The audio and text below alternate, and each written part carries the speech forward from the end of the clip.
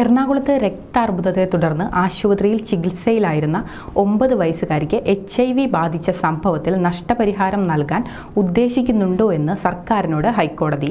2018-ലാണ് കുട്ടി മരിച്ചത്. തുടർന്ന് കുട്ടിയുടെ പിതാവ് നഷ്ടപരിഹാരം തേടി ഹൈക്കോടതിയെ സമീപിച്ചിരുന്നു. ഇത് സംബന്ധിച്ച് ചീഫ് സെക്രട്ടറിയോ ആരോഗ്യ പ്രിൻസിപ്പൽ സെക്രട്ടറിയോ 3 ആഴ്ചയ്ക്കകം നിലപാട് ചൂണ്ടിക്കാട്ടി സത്യവാങ്മൂലം സമർപ്പിക്കാനാണ് ജസ്റ്റിസ് CP മുഹമ്മദ് നിയാസിന്റെ നിർദ്ദേശം. തിരുവനന്തപുരം റീജിയണൽ ക്യാൻസർ സെന്ററിലെ ചികിത്സയുടെ ഭാഗമായി നൽകിയ രക്തത്തിൽ നിന്നാണ് കുട്ടി HIV ബാധിതയായത്.